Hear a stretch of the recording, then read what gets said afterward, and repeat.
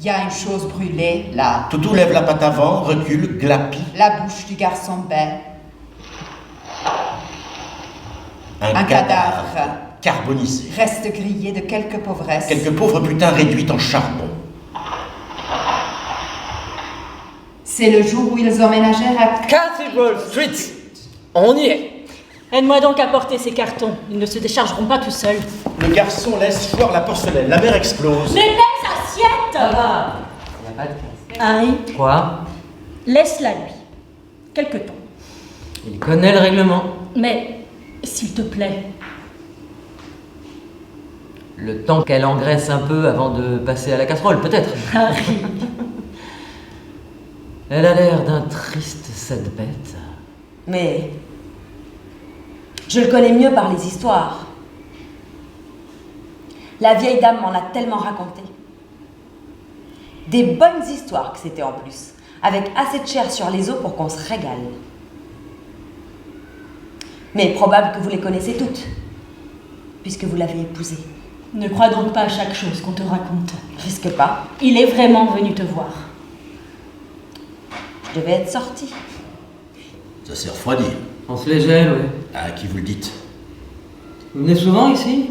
Je vous ai encore jamais vu. Pas du coin, non. Qu'est-ce que je vous sers, mes beaux monsieur? La serveuse est nouvelle. Elle laisse les gars se rincer l'œil en même temps que le gosier. Elle a plus de dents que la femme du taulier. Mais est-ce qu'elle mord? Les derniers! Pour la route! Tu as vu ta figure? On dirait la femme à barbe. Un bandit de la brousse. Tous duvet que tu as? Ton père va m'apprendre à me raser. Tu parles. Demain, c'est samedi. Pas d'école. On peut aller voir la parade des monstres? Voir la femme porc-épic? Le gros patapouf. Peut-être qu'on battra Danidar. Peut-être pas. Mais si on y va, faut pas le dire à ma mère. Elle aime pas la fête foraine. Ils lui font peur, les gens là-bas. Les gens pareils. Pareil que quoi? Ma mère nous obligera à aller au parc, au grand air. Elle va me faire un pantalon. Joséphine, c'est quoi le coquillard? Le coquillard? Oui.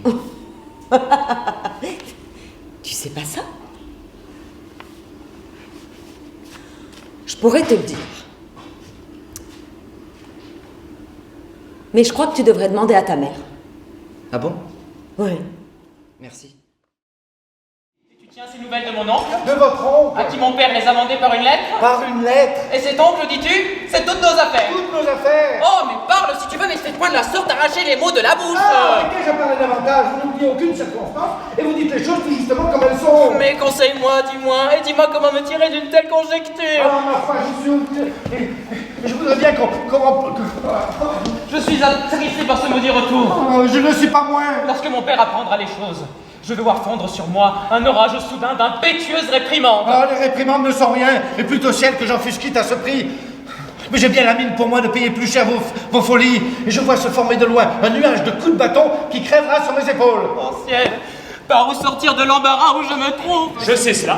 Et que nous fûmes laissés par nos pères, moi sous la conduite de Sylvestre et Léandre sous ta direction. Ah oui, je ne suis pas bien accusé de ma part. Et peu de temps après, Léandre fit rencontre d'une jeune égyptienne dont il tomba amoureux.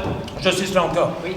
Bon, alors comme nous sommes grands amis, Léandre me fit aussitôt confidence de son amour et m'emmena voir cette jeune fille, que je trouvais belle, à la vérité, mais non pas tant qu'il voulait que je la trouvasse. Oh, basta! Oui, mais il ne m'entretenait que d'elle chaque jour, m'exagérait à tout moment ses beautés, ses charmes, me louait son esprit, me parlait avec transport du charme de son entretien.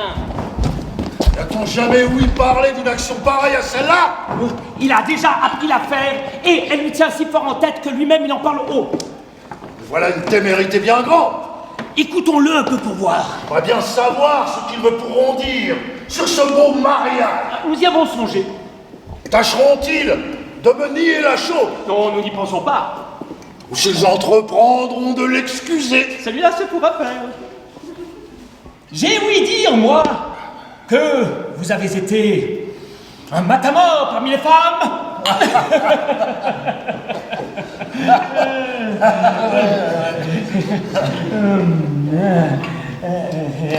Que vous avez fait de votre galant auprès des plus galantes de ce temps-là.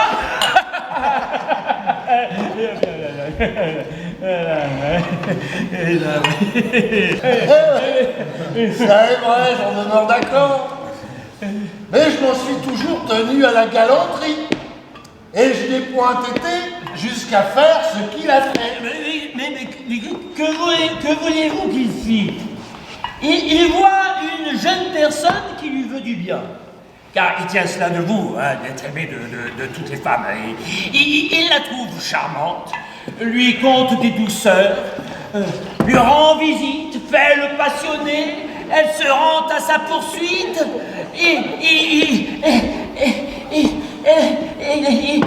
le voilà, surpris.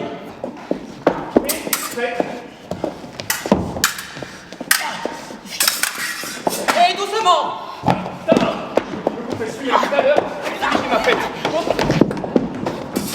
Oui, coquin.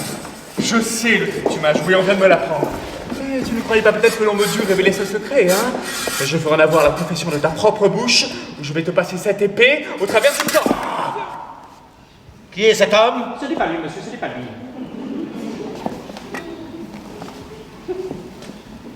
N'est-ce point quelqu'un de ses amis? Oh non, bien au contraire, c'est son ennemi capital. Son ennemi capital? Ah, parbleu, j'en suis ravi. Vous êtes ennemi, monsieur, de ce faquin d'Argante? Oui, je vous assure. Touchez-la, touchez. Je vous donne ma parole. Et je vous jure sur l'honneur, par l'épée que je porte, par tous les serments que je saurai faire, qu'avant la fin de la journée, je vous déferai de ce maraud fieffé, de ce faquin d'Argante. Reposez-vous sur moi. Voilà ce que j'étais vaille pour lui. Monsieur Dumont, doucement, pas Dumont. Porte-lui cela de ma part. Josias. Oh, la peste soit du Gascon. Je n'en puis plus. Je suis tout moulu et les épaules me font un mal épouvantable. Comment, monsieur? Je me dédie de ma parole, c'est une échoppe. Me voilà pris de mes colères. Seigneur Géron, allons en faveur de notre joie. Il faut lui pardonner sans condition. Soit. Au bout de la